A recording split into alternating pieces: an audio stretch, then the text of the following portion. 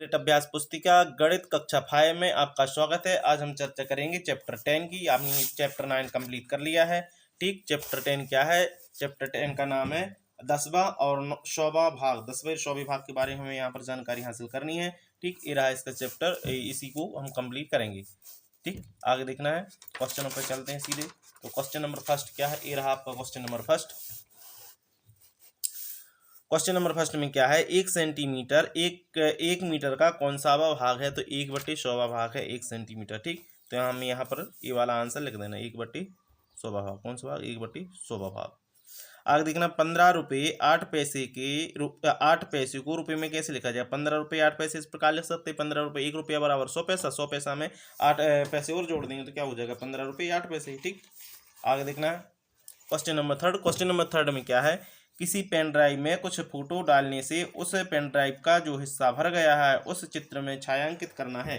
अब ये pen drive है, पेन ड्राइव में टोटल हिस्से कितने हैं? 1 2 3 4 5 6 7 8। यहाँ से देख लेते हैं, एक बार फिर से गिन लेते हैं। यहाँ से यहाँ से 1 2 3 4 5 6 7 8 हिस्से हैं, तो भरे कितने? 1 2 हिस्से भरे हैं, तो टोटल हिस्से का कितना भरा है? 2/8 भरा है, मतलब 2 हिस्से भरे हैं टोटल 8 हिस्सों में से। तो हम क्या लिख सकते हैं? 2/8 इसका आंसर हो जाएगा। ऑप्शन नंबर सी हो जाएगा और इसका नंबर ऑप्शन नंबर डी हो जाएगा। ठीक, आगे देखना है क्वेश्चन नंबर 4। क्वेश्चन नंबर 4 में क्या है? 20 रुपये 100 का कौन सा हिस्सा है? तो जो 20 है, 20/100 का 5वां हिस्सा, तो हम क्या लिखेंगे? 5वां हिस्सा। हम इस प्रकार ऐसा भी लिख सकते हैं, 20/100, 20 का भाग देंगे 100 में तो आ जाएगा 1/5, अर्थात ये 5वां हिस्सा है 100 का। ठीक, तो इसका आंसर हो जाएगा कौन सा? ए वाला, option A. Question number 5। Question number 5 में क्या है? 0.05 का मान क्या है? तो इसका आंसर हो जाएगा, जब 2 अंक बाद दशमलव तो 2 अंक के बाद यहाँ पर नीचे क्या हो जाएगा? 0 लग जाएगा, तो यह हो जाएगा 5/100। इसका आंसर हो जाएगा ऑप्शन नंबर बी। अब देखना क्वेश्चन नंबर 6। क्वेश्चन नंबर 6 में क्या है? एक पेंसिल की लंबाई 100 mm है। पेंसिल की लंबाई को सेंटीमीटर में कन्वर्ट करना है। तो जब हम देखते हैं 1 सेंटीमीटर बराबर होता है 10 mm और 1 mm बराबर होता है 1/10 सेंटीमीटर। तो 100 mm बराबर 100/10 मतलब 10 सेंटीमीटर हो जाएगा इसका आंसर। ठीक, आगे देखना क्वेश्चन नंबर 7। क्वेश्चन नंबर 7 में क्या है? 100 रुपये के खुले लेने पर 10-10 रुपये के कितने नोट प्राप्त होंगे? आपके पास 100 रुपये हैं, 10-10 के नोट चाहिए, तो कितने हो जाएंगे? 10 नोट हो जाएंगे। 100 रुपये में 10-10 के 10 नोट होते हैं। क्वेश्चन नंबर 7 कंप्लीट होता। क्वेश्चन नंबर 8 देखेंगे। क्वेश्चन नंबर 8 में क्या है? आपके विद्यालय के दरवाजे की चौड़ाई कितनी है? नाप कर बताना है। आप अपने विद्यालय की नाप कर माप सकते हैं, तो 100 सेंटीमीटर मतलब 1 मीटर के लगभग होती है हर एक दरवाजे की चौड़ाई। ठीक, आगे देखना क्वेश्चन नंबर 9। क्वेश्चन नंबर 9 में क्या है? निम्नलिखित को सेंटीमीटर में बदलिए। 1 मीटर 75 सेंटीमीटर बराबर क्या हो जाएगा? 175 सेंटीमीटर। अब यहाँ पर लिखा है 3 मीटर 55 सेंटीमीटर बराबर क्या हो जाएगा? 375 सेंटीमीटर। यहाँ पर लिखा है 4 मीटर 5 सेंटीमीटर बराबर क्या हो जाएगा? 405 सेंटीमीटर। अर्थात 1 मीटर बराबर कितना? हमें यहाँ पर बता देते हैं, 1 मीटर बराबर 100 सेंटीमीटर होता है। कितना? 100 सेंटीमीटर। ठीक, 1 मीटर बराबर 100 सेंटीमीटर। तो आप समझ सकते हैं 1/75 बराबर कितना हो जाएगा? इसमें 75 और जोड़ देंगे तो 75 हो जाएगा। 3 मीटर मतलब 300, 300 में 55 जोड़ देंगे 355। इस प्रकार इसको सॉल्व कर सकते हैं। Question number 10। क्वेश्चन नंबर 10 में क्या है? दिनेश की लंबाई 152 अर्थात 1 मीटर 52 सेंटीमीटर है। तो 2 मीटर की लंबाई तक बढ़ने के लिए दिनेश को कितना और बढ़ना होगा? तो हम लिख सकते हैं यहाँ पर 1 मीटर 52 सेंटीमीटर बराबर 152 सेंटीमीटर होता है। तो 2 मीटर में कितने सेंटीमीटर होते हैं? 2 मीटर में होते हैं 200 सेंटीमीटर। तो 2 मीटर बढ़ने के लिए लंबाई की आवश्यकता होगी, मतलब उसको कितना बढ़ाना होगा? तो 200 में से हम 152 घटा देंगे तो 48 सेंटीमीटर यहाँ पर हमें आंसर प्राप्त हो जाएगा। ठीक, अर्थात उसको 2 मीटर की लंबाई प्राप्त करने के कितना और बढ़ना है? 48 सेंटीमीटर और बढ़ना है। यहाँ पर क्वेश्चन नंबर होता है 10 कंप्लीट। आगे देखेंगे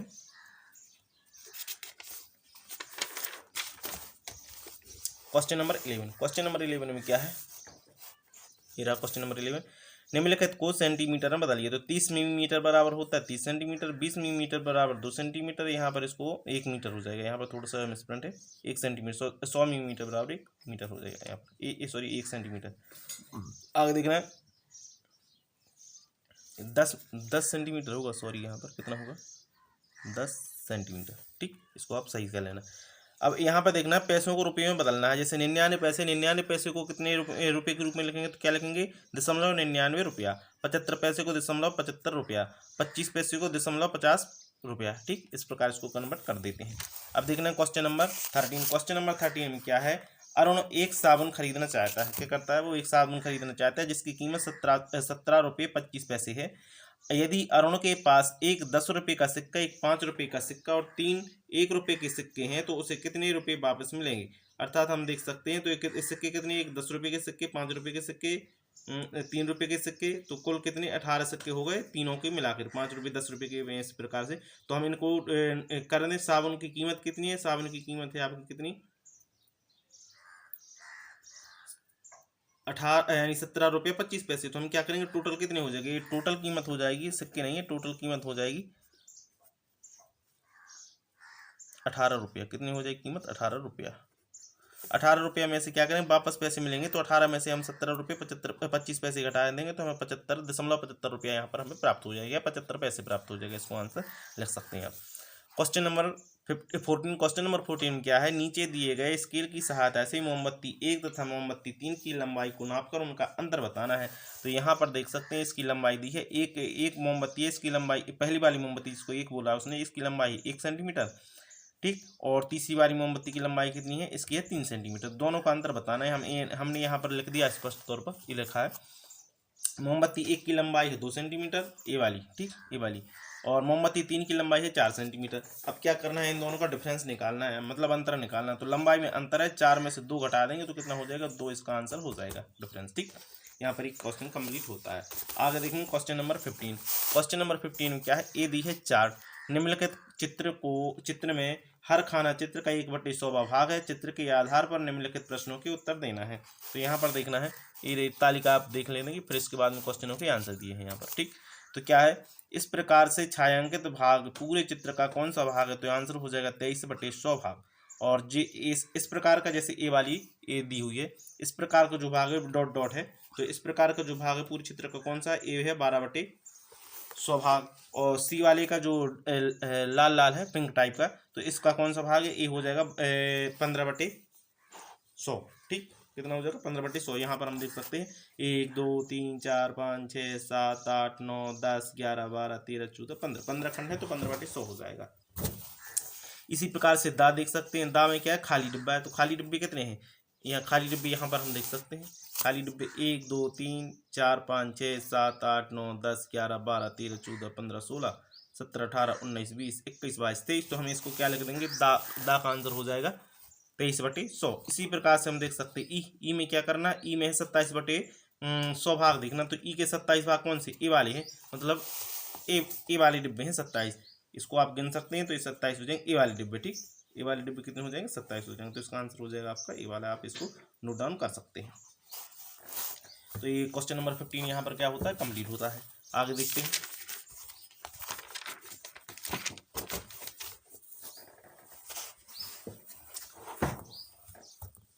क्वेश्चन नंबर 15 होता है। क्वेश्चन नंबर 16 देखेंगे। क्वेश्चन नंबर 16 यहाँ पर ये रहा क्वेश्चन ही है। जैसे 1/4 रुपये को हम किस प्रकार 25 पैसे या 0.25 रुपया भी लिख सकते हैं। इसी 1/20 को 5 पैसे या 0.5 रुपया, और 3/10 को 10 रुपये को हम 30 पैसे लिख सकते हैं, और 0.30 पैसा ही लिख सकते हैं। इसको इस प्रकार लिख सकते हैं। आप टेबल आप खुद स्वयं बना लेना, इसमें हमने दर्शा दिया है, ठीक। अब देखना क्वेश्चन नंबर 17। क्वेश्चन नंबर 17 में क्या दिया हुआ है? क्वेश्चन नंबर 17 है 20 रुपये के एक नोट की लंबाई और चौड़ाई का अंदाजा लगाइए और इसे नापकर अपने अंदाज और वास्तविक का अंतर देखना है। तो जो अंदाजा है, लंबाई होती है 15, अंदाज से लंबाई है 15 सेंटीमीटर, चौड़ाई है 6 सेंटीमीटर। तो वास्तविक माप कितनी है? एक लंबाई हो जाएगी 14 सेंटीमीटर, चौड़ाई हो जाएगी 6 सेंटीमीटर। इनका अंतर, लंबाई का अंतर कितना हो जाएगा? लंबाई का अंतर हो जाएगा 1 सेंटीमीटर और चौड़ाई का अंतर हो जाएगा 0.5 सेंटीमीटर। ये वास्तविकता में अंतर निकला है, ठीक। यहाँ पर देखना क्वेश्चन नंबर 15। क्वेश्चन नंबर 18 में क्या है? 15 जनवरी 2021 में कुछ शहरों का प्रातः 5 बजे के बाद ये रिकॉर्ड तापमान का रिकॉर्ड है कि 5 बजे कौन से शहर में कितना तापमान था। तो इसी के आंसर यहाँ पर दिए गए हैं। तो क्वेश्चन नंबर फर्स्ट में क्या पूछा उसने? जो तालिका में से सबसे अधिक तापमान और सबसे कम तापमान किन शहरों का, उनके तापमानों का अंतर बताना। तो हमें यहाँ पर आंसर देंगे सबसे जो अधिक तापमान है, सबसे अधिक तापमान चेन्नई का है जो है 22.3 डिग्री सेल्सियस, और सबसे कम तापमान है श्रीनगर का 1.7 डिग्री सेल्सियस। तो इसका अंतर बता देंगे 20.6 डिग्री सेल्सियस। इसका अंतर हो जाएगा दोनों के तापों का अंतर। अब क्वेश्चन नंबर 12 में क्या है? श्रीनगर के तापमान से मुंबई के तापमान कितना अधिक है? तो हम श्रीनगर का तापमान हमने देखा था कि 20 है और इसका 1.7 है, तो अंतर कितना हो जाएगा? ये हो जाएगा 18.3 डिग्री सेल्सियस, ठीक, 3 डिग्री सेल्सियस हो जाएगा, 18.3 डिग्री सेल्सियस। यहाँ पर देखना क्वेश्चन नंबर 19। क्वेश्चन नंबर 19 क्या है, यदि एक पेंसिल की कीमत 3.5 रुपये है तो एक दर्जन पेंसिल की कीमत क्या हो जाएगी। तो हम यहाँ पर लिखेंगे एक पेंसिल की कीमत 3.5 रुपये, तो एक दर्जन में होते हैं 12 पेंसिल, तो 12 पेंसिल की कीमत कितनी हो जाएगी, 3.3 रुपये में हम 12 को गुणा कर देंगे तो 42 रुपये यहाँ पर एक दर्जन पेंसिलों की कीमत हो जाएगी। आगे देखना है क्वेश्चन नंबर 19 होता है complete. Question number 20। Question number 20 में क्या है, एक पेंट बनाने में 1 मीटर 20 सेंटीमीटर कपड़ा लगता है, ऐसे में 7 पेंट बनाने में कितना कपड़ा लगेगा। एक पेंट का कपड़ा 7 पेंट के कपड़ों का कौन सा भाग है। तो यहाँ पर हमें बताना है पेंट बनाने में आवश्यक कपड़े की लंबाई 1 मीटर 20 सेंटीमीटर, और तो 7 पेंट बनाने के लिए यहाँ पर क्या लगेगा, ये वाला हिस्सा लग जाए, तो ये कौन सा हिस्सा है, 7वां हिस्सा हो जाएगा। थोड़ा सा और इसको कंप्लीट कर लें। 1.20 जो है 7 पेंटों के हिस्से का कौन सा है, तो 12×7=84। कौन सा हिस्सा है, 1/7वां भाग। कौन सा है, 1/7वां भाग। ठीक, ये आंसर हो जाएगा। यहाँ पर ये चैप्टर होता है आपका कंप्लीट। इसी प्रकार की वीडियो प्राप्त करने के लिए मेरे चैनल को शेयर और सब्सक्राइब जरूर करें। बहुत बहुत धन्यवाद।